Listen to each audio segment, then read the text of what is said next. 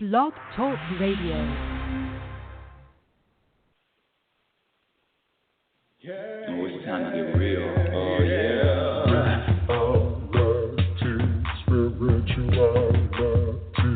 It's a new experience. Spirituality. Yeah, keep your ears open for this one now. Spirituality. You got a question for RLN? Spirituality. Yeah, it's time to get some answers, baby. Spirituality. Oh, now we get real. Yeah,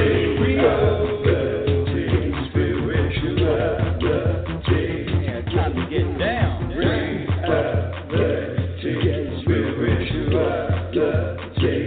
Yeah, you gonna feel good now. Real good. Now, that's what I'm talking about. Time to get real. Welcome, everyone. Welcome to Reality Spirituality, the last Reality Spirituality of 2018. Oh, my goodness, did the year fly by fast? Woo! I'm your host, Rebecca Lynn Norrington. Thank you for being here. I am the world's only, I'm going to say it, yes, only happiness specialist. And what does that mean? Who is she? What happiness specialist? The nerve of her. It's impossible to be happy in every moment, isn't it? Well, for my listeners that have been listening for a while, you might hear some things over again today, but this show is going to be a reminder. This show is going to be a little nudge for you to maybe practice a couple more things for the new year, just so you'll be able to experience more happiness. And when I say the word happiness, I'm really talking about having a vibration, having an energy of peace, having a vibration of peace, feeling balanced, feeling relaxed, feeling content, having that vibration of satisfaction, just being able to navigate through this journey, navigate through your journey rooted in peace. That's what I'm talking about when I say experience more happiness. And my definition of happiness is to be able to be at peace regardless of what happens and regardless of what doesn't happen. In other words, it's a moment-by-moment experience. And how is it even possible to be at peace? What about bombs dropping off, tornadoes, typhoons, tsunami? Well, how can you be at peace? What about health issues? What if you have a death in the family? What if your finances? What if relationships? What if all these things happen? How can you be at peace with that? Rebecca, Miss Know-It-All about happiness. My dear audience, like any other practice, like any other skill, what you experience and how you experience and how you react to your experiences or respond to your experiences is based on what you practice daily. So when I say happiness and being at peace and feeling balanced and relaxed, what I'm really talking about is a state of being, a state of mind. You know, when you learn how to ride a bike, you never forget. When you learn how to drive a stick shift, you don't forget. So what I'm talking about, the practice becomes who you are. The practice becomes your identity. The practice becomes choosing in any moment peace over drama. The practice becomes this vibration of behavior of accepting, allowing, surrendering, trusting, knowing that everything is in order, letting go, being okay with uncertainty, living consciously. Living consciously means that there isn't anything coming out of your mouth that you haven't consciously decided or chosen to say. Is that correct English, chosen to say? Whatever comes out of your mouth, you are conscious of it. There's no robot, this happened, so I have to respond this way. There's none of that robot stuff. It is a conscious decision in every moment. It is a conscious choice.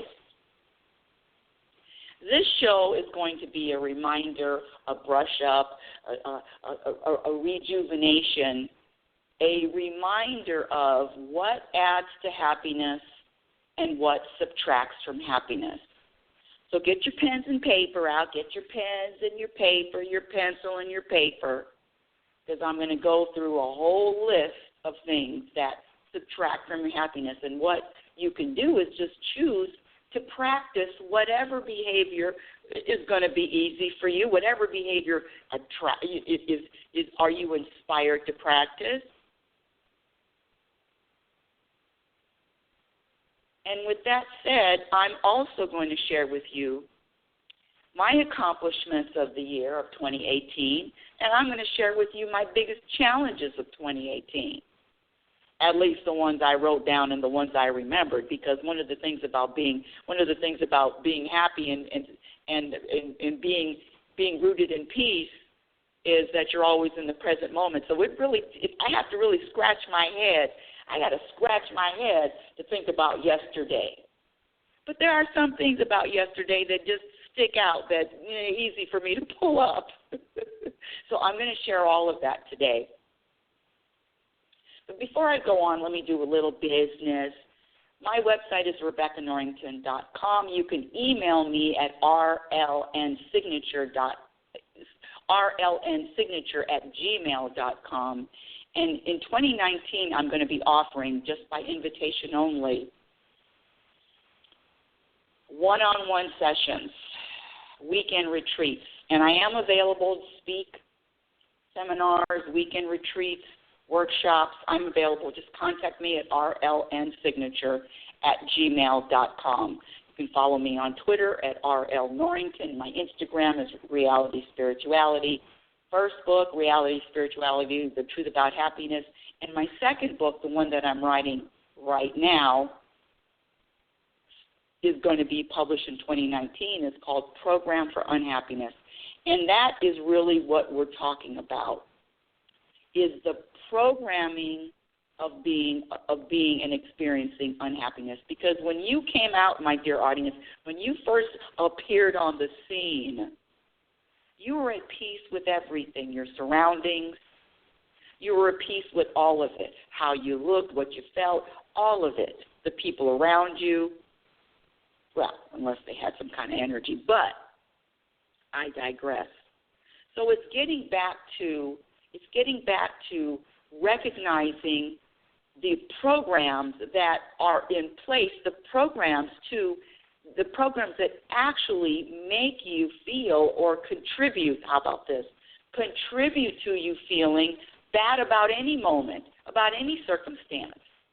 It's not about the event. It's not about the experience. It's about your perception. It's about your judgment. It's about what you label the experience to be. And any experience, you can travel through any experience at peace, and I don't care what it is. So happiness is being able to be at peace regardless of what happens, regardless of what you're feeling. It is a state of mind. It is a practiced skill. Now, one of the things I want to ask, especially for my new listeners, what do you think are the biggest problems in the world? What is it? Just think about it.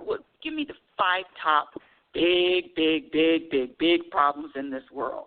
What is it? Poverty, disease, hunger, overpopulation, war, religion. What is it? ISIS, terrorists, global warming, animal rights. What do you think is the biggest problem that the world is challenged by today? I'll give you a minute. I'll give you a couple of minutes. I ain't going nowhere. You wrote it down? You have an idea of the biggest problems that you think are plaguing the world today? Well, my answer is this. My answer is people that are unhappy, people that are not at peace. See, happy people don't wage wars. Happy people don't fight. Happy people don't argue. Happy people don't hold grudges. Happy people don't judge. When I say happy, remember, I'm also saying is this internal peace. Peaceful people, they are not concerned with judging anyone else or any situation. So the biggest problem, look out there, is unhappy people or people that are contributing angst and anger and irritation and annoyance. Whatever you're feeling is what you're going to be contributing to this world. Whatever you're feeling, whatever your vibration is what you are contributing to the planet. And I'm going to have to talk about, I like to do in the news. And sometimes I forget in the news, but yesterday I had a perfect in the news moment. If you listen, I'm a football fan, and I was watching one of the college playoff games. And this coach, everybody knows him. He's the head coach of Alabama. They're number one in the nation. They've been number one for 4 years? It's a top program. And this particular coach, his name is Nick Saban. This particular coach, I've never watched him before. I've heard stories about him, but I saw it with my own eyes yesterday. And one of the people on the team, one of the football players, made a bonehead move. Now, mind you, these are college students. These kids are 17, 18, 19, 20 years old. They're college age. They're young. They're youngsters. And one of the guys on the team messed up, and this Nick Saban, who is an adult, what is he, 50, 60? Got to be at least 60. Grabbed his headphones off of his head and slammed him into the ground, not to mention the expletives that were flying. Now, listen, I'm not up here judging. I'm not up here focusing on it. But what I am saying is his contribution, every single person, every single young person that is watching either the show or even on his team is looking at that behavior. That's normal behavior. I'm mad. I'm pissed. I'm going to slam something into the ground. I'm going to get irate. I'm going to do all of that stuff. I'm going to be demonstrative. I'm going to have a rage. I'm going to have a fit. All of it. Now, I'm not saying there's anything wrong with that, but what I am saying is that is what he is contributing to this planet. And that is one of the reasons why, oh my goodness, I do this radio show for the last 99 years, is because we have other choices, other ways to respond. There are other ways to respond, and quite frankly, that behavior, what is that going to do? Strike fear into those students? I remember reading stories about these coaches that are really angry, and you don't find a lot of that in the professional, but you find it especially, it's kind of strange with the young kids. But these people that are demonstrating anger and frustration, what are you saying that's, well, I'm not going to pretend to think, but my perception is that is a normal way to respond. Okay, and even the announcers, he's upset. Well, this is what we're teaching our children, and this is what we're contributing to the world. I just want you to think about it for a second. There is this, is the behavior going to change what happened on the field? Is the behavior going to teach a youngster anything other than being afraid? That's a question for you to answer, my dear audience. Let me just really quickly. Now, you know what? I'm going to share with you my biggest challenges of the year. I wrote a few down. And if you listen to the show, you know I moved from California to Oregon. And I'm telling you, living in Southern Oregon is nothing like living in California. And especially, I'm living in the middle of the forest, surrounded by trees, and you've heard the story. But one of my biggest challenges this year is surrendering to the plan of the universe. Letting go of all of the things that I have on my to-do list. Letting go of all of the plans, of all of the ideas that I have for my future. I know what my future is supposed to look like. Letting go of all of that and sitting back and really trusting that the plan is in place, that there are things in the works, that the universe's plan serves me to my highest good, serves me and is directed and created and put together by the best of, I'm using labels here, by the best of the best planners ever. I'm going to let go of that job trying to plan something for my future.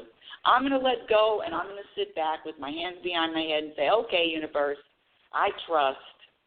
Let's see what you got. I'm open to whatever you have and whatever it looks like. Practicing surrendering on a daily basis is more than a notion, but the more you practice, the easier it gets. The more you practice, the more it becomes your identity and who you are. Another big challenge for me this year was just accepting. If you listen to the show, I haven't shared on my show, but my mother died in October, the end of October.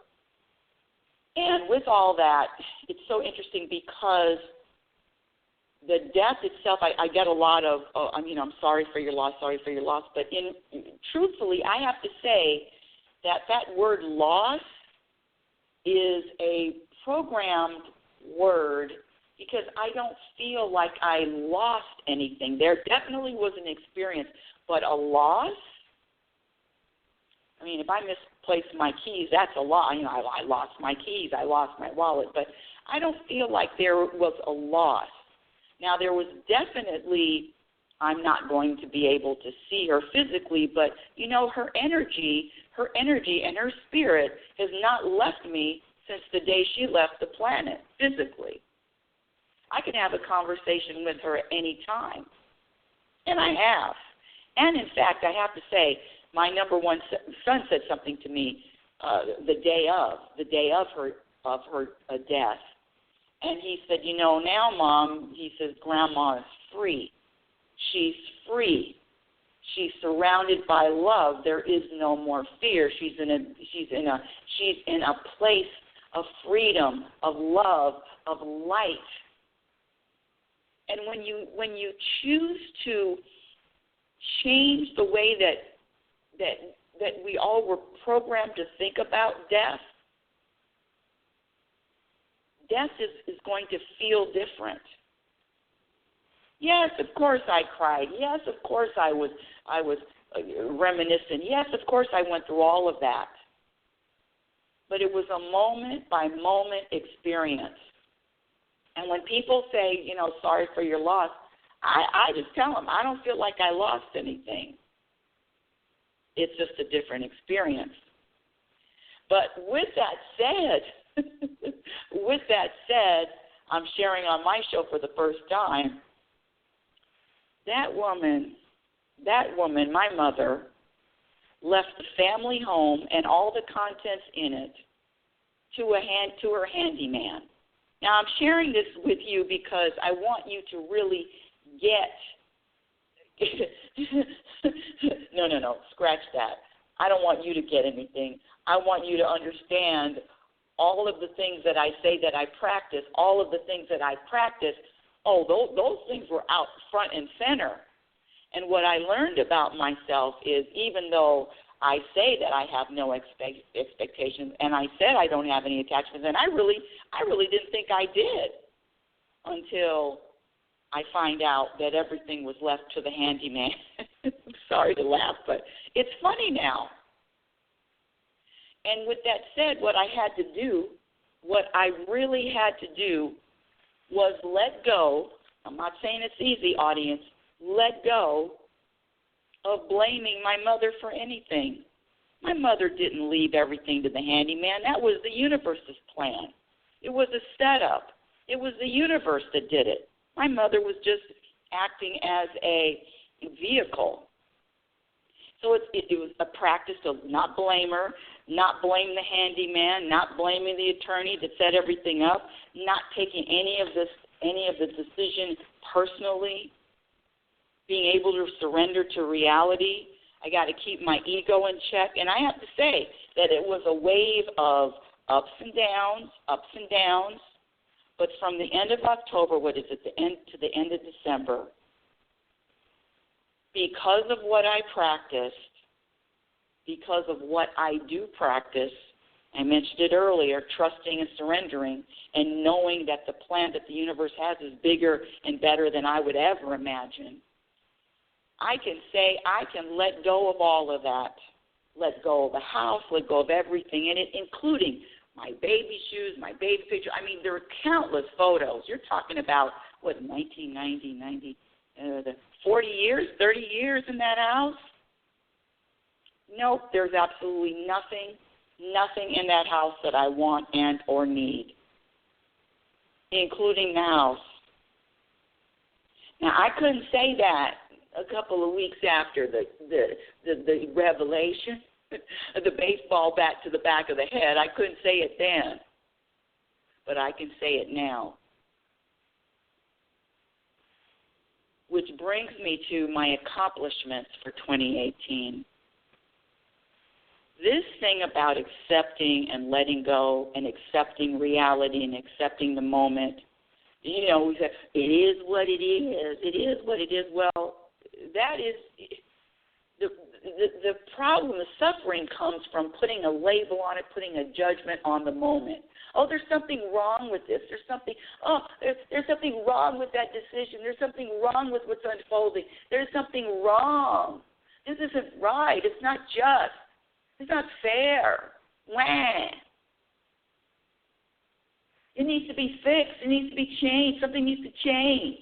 I'm here to tell you that there is nothing that needs changing that is external. There is nothing out there that needs to change. All the change, all the growth, all of it comes from within. I started working at a senior center in town. And when I first got to the senior center, this was a few months ago, when I first got to the senior center, trust me, audience, there were so many things that I saw that was wrong with that center.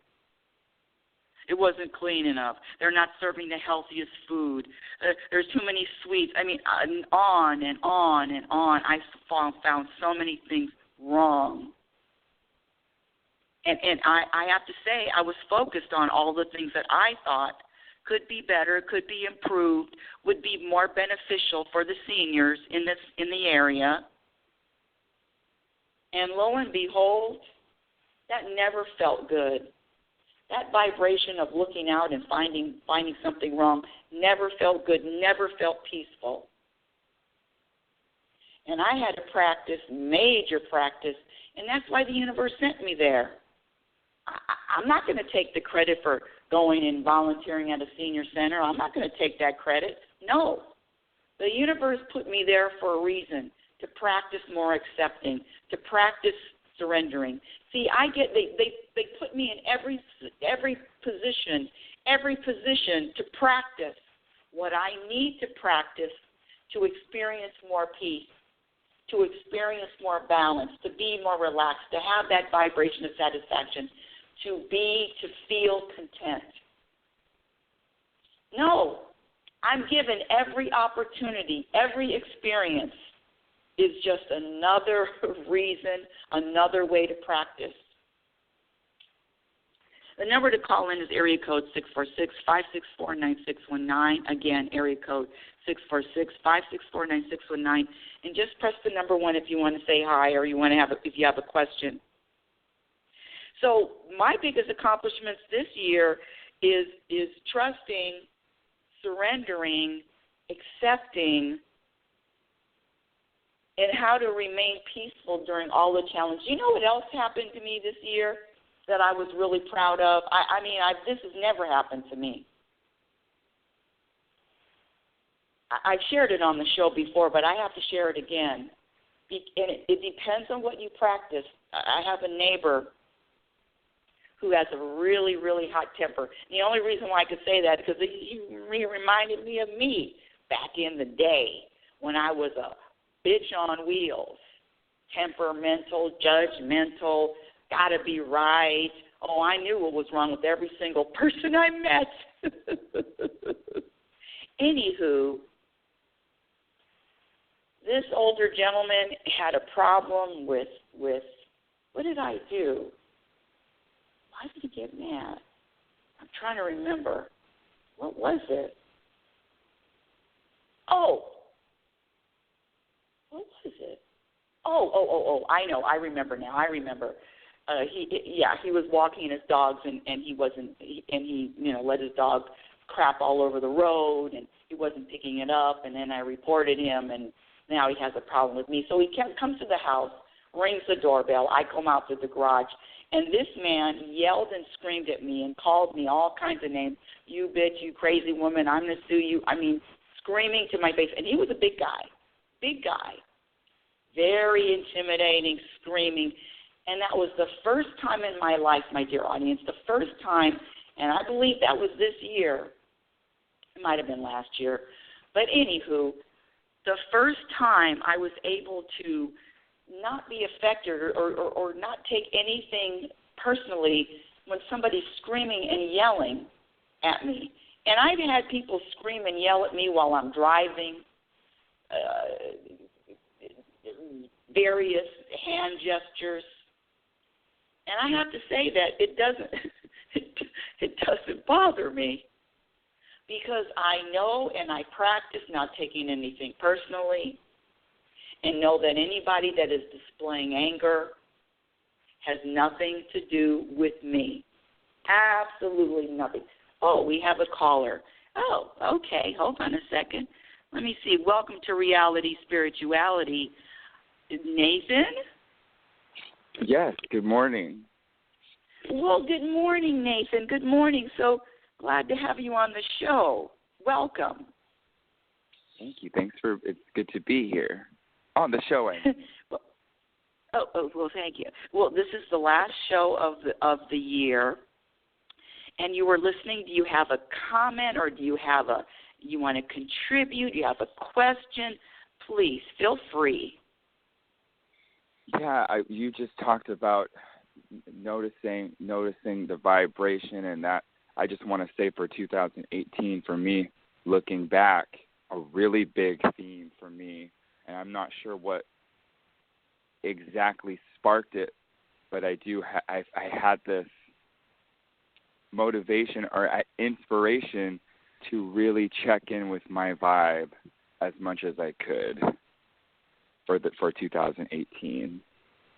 And it's been really helpful for me, because anytime, regardless of what situation I'm in or who I'm talking to or what happened yesterday or what I am thinking what might happen tomorrow, I know that I always have that reference point of my own vibration, and I can always check in with that in the present moment. So I like to say that it helped give me my power back. I feel something really powerful in knowing what the vibration is. I was just going to ask you. Yeah. I wanted to ask you, can you explain to the audience what you mean by checking in with your vibe? Can you go into a little bit more detail? What vibe are you talking about checking in? How do you check in? Can you just kind of expand on that, please?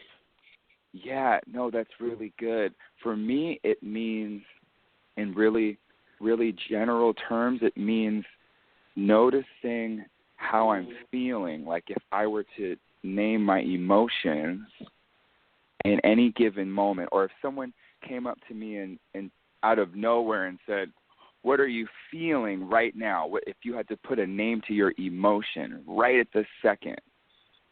So sometimes no one's coming up to me and asking me that. It's like I have to do that myself. But if I'm feeling any kind of way, and I want to a little moment of pause, I'll just ask myself, what emotion am I feeling? And sometimes it's I'm feeling angry. Sometimes it's I'm feeling frustrated or sad. Sometimes it's satisfied. Sometimes it's calm. And for me, if the emotion is anywhere near satisfied or calm or happy or peaceful, basically a positive emotion, then I just let myself settle into that. Like we were talking yesterday about savoring our food when we eat it, especially good tasting food. If it tastes good, if the emotion tastes good, I let myself taste it as even more and just send a little bit more focus on it tasting good. And if it doesn't taste good, if it's an emotion like what I would say a negative emotion, then what do I do then? If it's a negative emotion, I just know that because of me, it's not that no one else can really, or I'm choosing to believe that no one else can cause that negative emotion in me. And this really helps me because a lot of times if I'm feeling angry, I really want to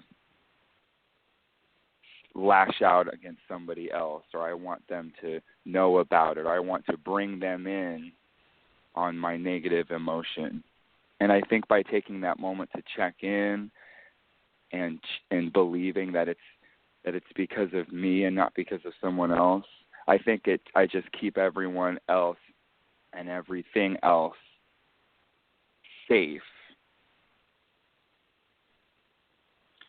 Well, it sounds now you hit on some really good pointers, and thank you for expanding on that, because some people don't even know why. So thank you for explaining that. But it sounds like, and this is really very. First of all, it sounds like you're practicing it. It sounds like you're living consciously. I talked about that earlier, living consciously, and this living consciously is no easy task. I mean, we were not taught to live consciously, so that's a big, big plus. And then when you talked about the emotions, happy emotions versus sad or angry emotions, it's really very tricky. And what I like to do is separate myself from the emotion, meaning I'm not the one experiencing this emotion. My ego might be experiencing this emotion, that entity, but that vibe, that internal being is not experiencing not even any emotion other than peace. It's not experiencing any anger or any sadness. So I like to practice. It's the practice. I ain't saying I got it mastered by no means, but I like to practice just witnessing. Oh, ego, you feel a little slighted. You feel like you're blaming somebody. Oh, ego, that's what. And so I play with it, and I try to keep it light. My purpose is to keep it light to a point where the more I practice it, the quicker I can not to say jump out of it, that, I need to get out of this fast, but it's just more of a ease. I think you used the word pause, but it's just more of an easy flow as opposed to, it's like this and now I got to change it, or I'm angry and I got to move it. Just relaxing in all of it, because I'm here for the contrast. I was listening to who was that? I think it was Lester Levinson, and he said that this plane that we're on, this human plane, this plane of form, this dimension of form, is one of the hardest, one of the most difficult. It's the densest planes to live on, and so it's no joke living here. But there are tools, and there are practices that can make the journey that will help you. Your shoulders are down while you're traveling on this journey. It is not easy. It is not easy. It is not easy. There's always something, but practicing what you just said, checking in with your vibe, checking in with the peace, just being conscious, you're ahead of the game. Mhm. Mm-hmm. And there's always that peace underneath. Even if we can't see it, doesn't feel like it, can't find it, couldn't find it yesterday. Mm-hmm. It's down there somewhere. We were looking at those animals in the safari. I mean, we could tell by looking at their eyes and the way they were moving. They're so peaceful. Well, let's tell everybody what we were at a wildlife safari. Yeah, we were at a wildlife safari retreat, and what it is you drive your car all through, and there's different places. A place for Africa animals, animals from America, animals from Australia. That's right. I'm looking at the caller right now through the window. He happens to be outside under the umbrella, and I happen to be inside in the studio. But we're talking about the animals, and you were very fixed on noticing those giraffes. And what did they show you? What did you learn from the giraffe? What did you learn from the animals, including the giraffe and including the tiger and the cheetahs too? Okay, so the giraffe, well, that's true. I'll say from the giraffe, the way it moved, there's something. How did it move? It moved like this. Slow, calculated. It's smooth. It was smooth. And something about, it's like a dead giveaway. Smooth moving on the outside, to me, means smooth going on the inside. Oh. And don't we want this journey smooth? You saw those cheetahs pacing back and forth, and looking around, and you can see their vibration on the inside from how they moved on the outside. So you jump from the cheetah to the giraffe, but so the cheetah and giraffe are two totally separate types of energy. Yes, true. No, that's true. That's true. And some of the cheetahs were lying down, and some of the cheetahs were walking around.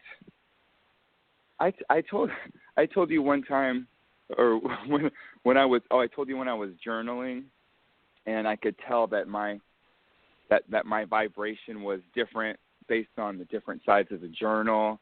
And one side I was writing all jaggedy and crooked and sharp, and the other side was nice and smooth and neat. And there's something about I can tell my vibration from the inside by what happens on the outside.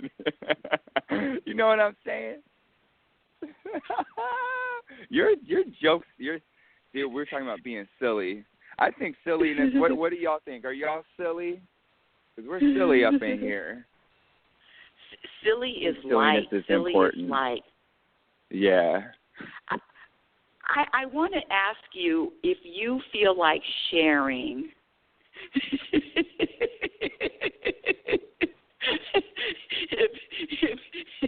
if you feel like sharing, now our smiles are. Let's keep our smile though.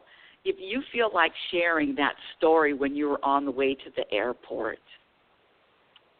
On the way to the airport, let's see what happened. From New York, and somebody. Oh, that's right. Now, I don't want to bring the vibe down. I'm bringing the vibe down, but I want you to walk through what you felt in the steps that you, from the very beginning, what happened, to how you felt. This is a big one, audience. This is a big one. This story, I mean, it shook me. It shook me because, I'm the mother. But this story is evidence of what to practice when someone. Take it away, Nathan. Yeah, okay, so this is really good because this is an actual reality event. We talk about reality spirituality, and this was putting spirituality to practice in reality. I was chilling, getting ready to leave New York. I had my suitcase. I was actually talking with a friend and feeling excited to take a break from the city and get myself to here, to Oregon, to relax and vibe with nature. And there's actually a couple things that happened before that main thing that happened. So we were chatting, and then this little kid came up to me, and he said, "Can you move your bag? Can you move your bag?" And I said, you were on the subway. You were on the subway? Actually, this was outside. Was outside. Yeah, on the street. There's a lot of people around, and this kid said, "You move your bag." And I said, I wanted to say, "No, my bag's fine where it is. You move you." But I said, no, it's okay if he wants to move my bag. You talked about what's the peaceful choice. And I said, you know what, it's just peaceful. He's a little kid. I'm just going to move my bag, and he can go out whatever way he wants to go out. Move my bag. Some lady walked by shortly after that and said something under her breath, some kind of under her breath comment to me and my friend. Under her breath. I barely caught it. And I could have talked about it with my friend afterwards, like, oh, look at her. She's in a bad mood, oh, blah, blah, blah, look at her. And I said, no, it's okay. We'll say stuff under their breath all the time. It's all good. And then the third event after those two, now we're leaving. Me and my friend are going to cross the street. And this dude passing by, I feel something on my face. Like it was raining. I said, what was that? Like it was raining on my face. Lo and behold, some dude had spit on me. He had actually spit on me. I said, that wasn't rain. That's someone's nasty ass saliva. And I looked at him. He looked at me right in the eyes, and I looked at him like, in that moment, I looked at him like, I know what you did. I'm not okay with it. And I am in a moment of, I could attack this person. I mean, I really could attack him. So we made eye contact, and he was walking away from me, and he was looking back at me. And because he was looking at me, he actually ran into somebody else. And in my head, I said, that's just what you get. That's what he gets. That's what he gets. And he looked a little startled because I gave him my passive aggressive beady eyes, like I'm gonna get you. I don't get in any fights, but it was one of those moments that I said I could if I wanted to, and I actually, I'm gonna admit it, I actually thought about, because I was with somebody, there was a part of me that wanted to like man up and not let him get away with it and defend myself and show that I can stand up for myself, whatever that vibe is. I did have that moment that I wouldn't have done if I was by myself.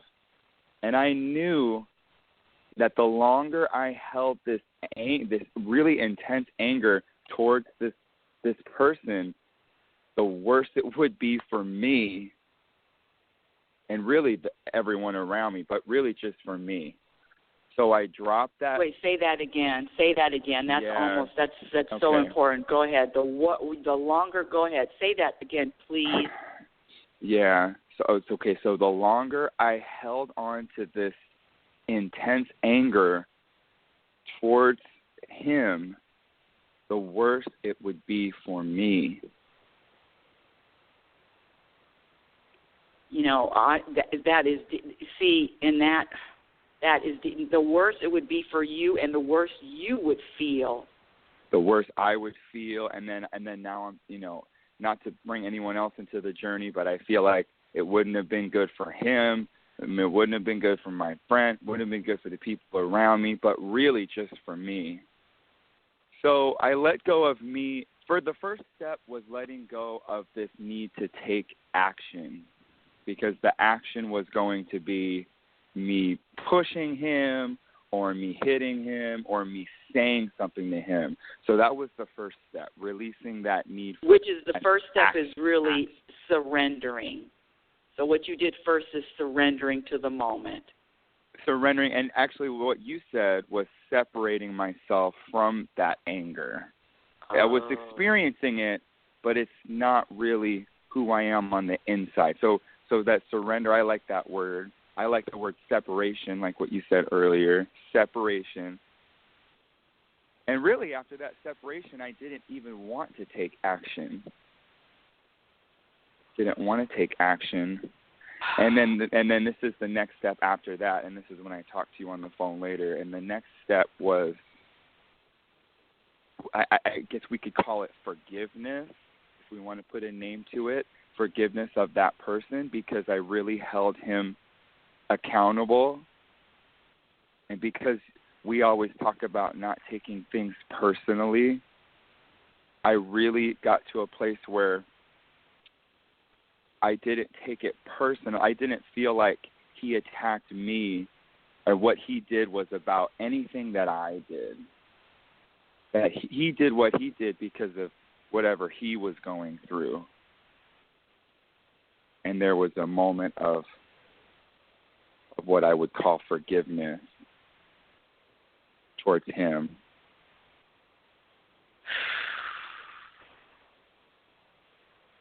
That is a powerful ass story.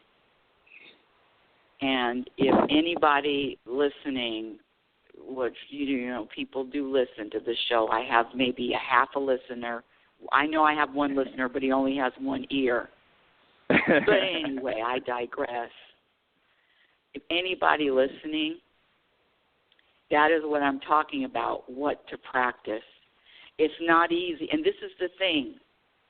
The struggle was the struggle with the ego. The ego is the one that wanted to attack. The ego is the one that wanted to say something. The ego is the one that, feelings hurt. The ego is the one that wanted to lash out and fight. The ego is the ego's job is to make you feel as bad as possible for as long as possible. And you just said it. If you had attacked, you would have felt bad. It's like shooting yourself in the foot. I'm going to shoot myself in the foot. It's like drinking poison and expecting the other person to feel bad because you drank poison.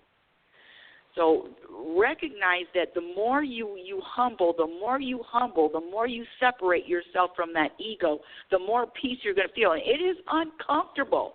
It's not easy. It is uncomfortable to let go and humble the ego and break the ego down, but that is your only way. That is the only way that is going to bring you peace. I'm not hating on the ego, but know when it's the ego's voice, when it's the ego's nudge, when it's the ego, you got to do something, say something. I mean, this world teaches us everything backwards. Mm-hmm. But that's why I'm here, to set the record straight. to turn it around and touch the ground and go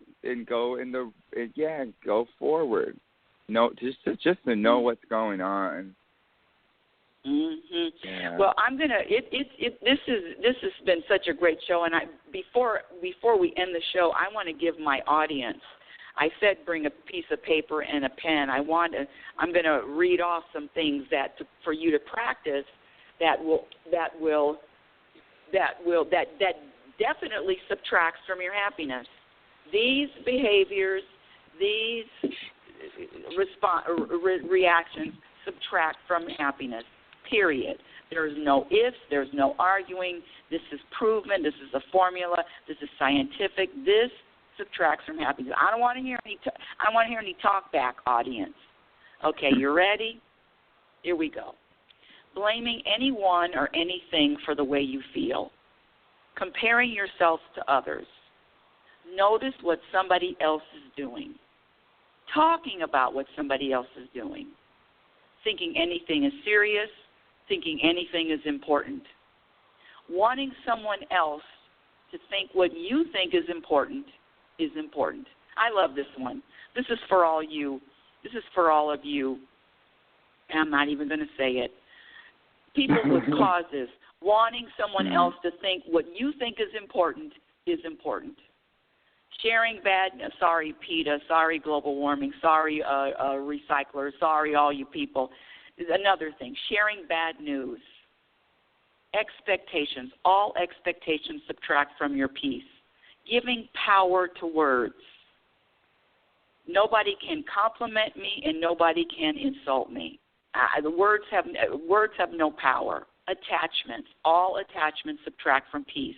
Living in the past, living in the future. All judgment. Now, let me put a codicil to the past and the future. Unless you're reminiscing about the past and you're getting a good vibe and feeling good and feeling great, or else you're visualizing your future, feeling good, feeling great, that's an exception. But you know what I'm talking about, this ego past and this ego future. Oh, I got it. Oh, the future. Oh, the past. All judgments subtract from happiness. Having any kind of preference, and that's a hard one for me because I watch football and I do have a team. Having preferences, resisting what is, trying to control anyone or anything outside of self, complaining about something you have no control over. Here's a good one, getting embarrassed. You know, getting embarrassed, you can't be peaceful and be embarrassed at the same time. And the only reason why people get embarrassed, sorry you people that get embarrassed, is because you care about what somebody else thinks about you. That's the only reason why anyone has that embarrassment gene. And Nathan talked about it earlier, taking anything personally, that subtracts. Worrying subtracts from peace. Assigning a label to any experience. We are experiencing all of these, so many things we experience in every moment. Life is just an experience without a label. Life is an experience without a judgment. Something else that subtracts from happiness is the inability and the resistance to forgive and to let go. Nathan, you talked about that earlier. Letting go of this, what this guy, his behavior, and it wasn't personal. Being critical of yourself or being critical of others. Needing to be right. Ooh, that was one I was always right about everything. Right, Nathan? Hello? He's gone. Yes. No, I'm here. Oh, needing to be right. this is another thing that subtracts from peace and happiness, a lack of personal growth. I mean, I'm sorry, but if you're doing the same things today as you were doing last year, 3 years ago, 4 years ago, you know what I did today? The first time in my life, I put the Christmas tree. I took the Christmas tree outside. I usually keep that Christmas tree till the end of at least till the first of the year. Nope, Christmas tree is gone. Christmas is over. Next moment, it's not Christmas anymore. Mm-hmm. Bye, Christmas tree. Bye. Bye, decoration. Next moment. Being impatient. All impatience subtract from happiness. Rushing. Reacting rather than responding. Being rigid. That means you're closed to new beliefs, thoughts, and ideas. When's the last time you changed your mind about a belief you've held on for years? And if you can't quickly come up with an example, then I'm not going to say you rigid, but you rigid. I'm not going to say you rigid, but you rigid. Wait, can I throw in Yeah, I ain't saying you rigid, but you rigid. Please. Yeah, just with the Christmas tree. How about bringing something into this moment from a past moment that doesn't belong? Well, I'm please inspired give an because example. Give an example. Yeah. Yes. Well, okay. Just because we like to use the next moment. We're in the next moment because we can have a little argument, a little tiff, and then if we're over it and it's the next moment, then we're cool. But if it's the next moment and then we're talking about the argument and then we're rehashing it and then we're reliving it, that subtracts from happiness. It's not even in this moment. We talk about dreams too. Sometimes when you have a bad dream, and now we're talking about the bad dream, we're sharing about the bad dream, but that dream's over. So it doesn't come to this moment unless we bring it to this moment. Mhm. Yeah, that's really good. I love that. And let's. I want to share with my audience that Nathan is visiting, and we have had a couple of tiffs. But the interesting about our tiffs and the interesting about our challenges with each other, I know what used to happen. I would get, he was growing up. I was this mommy, my way or the highway, my rules, and you better follow them or else. And now I say the kid, but now the kid grows up, and of course he's not taking any more shit from me. He's not taking any more that bossing around or any of that crap. And so now this puppy is ready to go toe to toe. But the thing with me is I don't do toe to toe anymore. I surrender. I hang up my boxing gloves. But even with that said, there's always not always, but there was little things. And what I love about the relationship, how it's unfolded, Nathan, is we can still go through whatever. I don't care what you say to me or what I say to you. We can go through whatever, and in a matter of moments. I mean, this stuff does not linger. It does not linger, meaning, what is it, a half hour, 15 minutes? An hour for that the most. I don't even want to give a time, but I know it's short, and that's what it is. It's recovery time. Yeah, recovery time. It's really short. It's not even. It's so short, and it's like, it's like changing it from a big fork in the road, a big bump in the big roadblock. And now it's just like a little speed bump. It's like a loop, little speed bump, loop, and then it's a smooth ride. I mean, sometimes it really does last a few seconds, and then sometimes 5 minutes. And then the cool part is what has been happening is if there's a moment, there's a little speed bump. It's not you know, we don't really stick around each other for the speed bumps. It's like you enter in your own recovery process. I enter in my own recovery process. You know, we're not in each other's mixes. I think that's another really huge helpful tool, is that when there are speed bumps, you know, we're not, okay, I'm going to help you with your speed bump, you help me with my speed bump. It's like it gets too messy. It's like, I'm just going to let you do whatever you need to do. I'm going to do whatever I need to do. Even if we're in a situation where we can't have space from each other, we can at least separate the, you know, I don't need to help you in this moment. You don't need to help me. We're just going to allow each other to be whatever we're being. And sometimes that looks like maybe being quiet. Sometimes it looks like, just taking some physical space.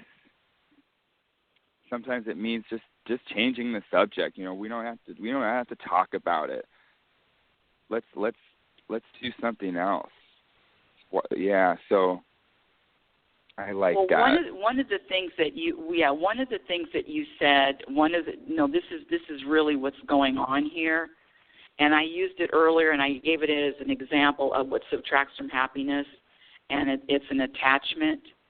And what it feels like for me is, and you, I mean, we're mother and son, but there is no attachment, or the attachment is so.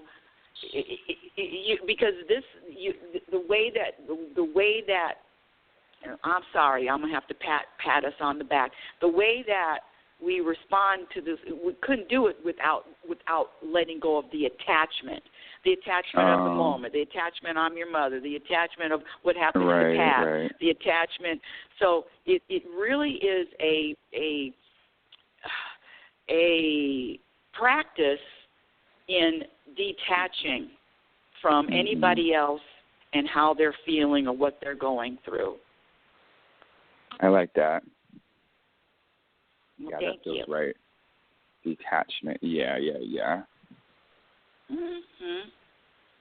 Well, this has been, I have to say, is my favorite show. It's my favorite Christmas. It's my favorite last couple of days. It'll be my favorite everything.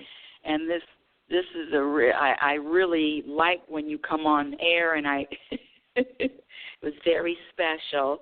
I'm in the studio and you're outside in the Oregon weather, and I appreciate all of that. I love you.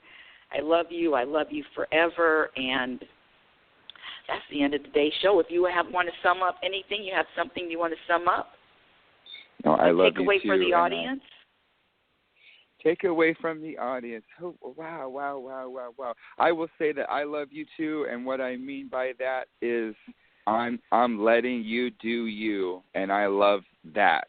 I love that you do you, and that's really allowed me to love you as much as I possibly could, as much as I can. Well, I just have one word to say: duty-o, do-do-do, duty-o, do-do-do. Do-do-do. Do-do-do to you.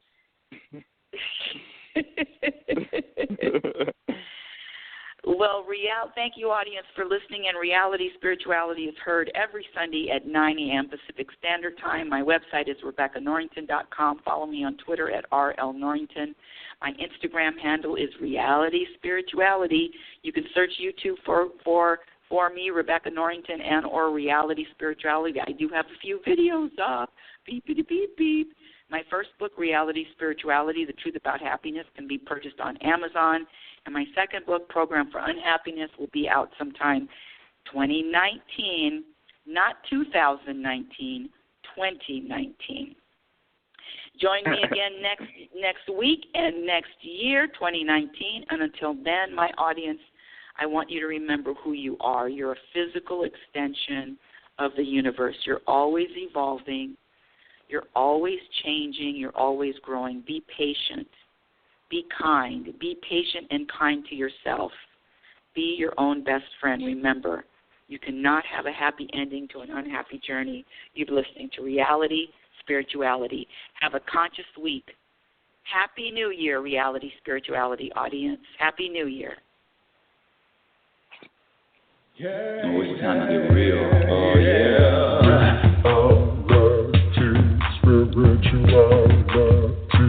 It's a new experience. Spirituality. Yeah, keep your ears open for this one now. Spirituality. You got a question for RLN? Spirituality. Yeah, it's time to get some answers, baby. Spirituality. Oh, now we get real.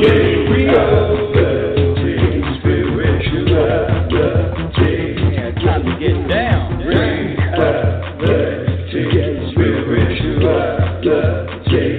Yeah, you gonna feel good now. Real good. Now, that's what I'm talking about. Time to get real.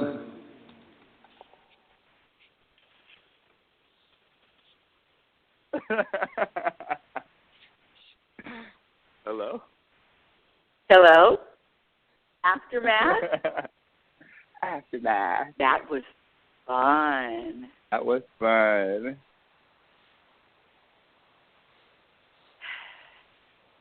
All right. Bye. I love you. Bye.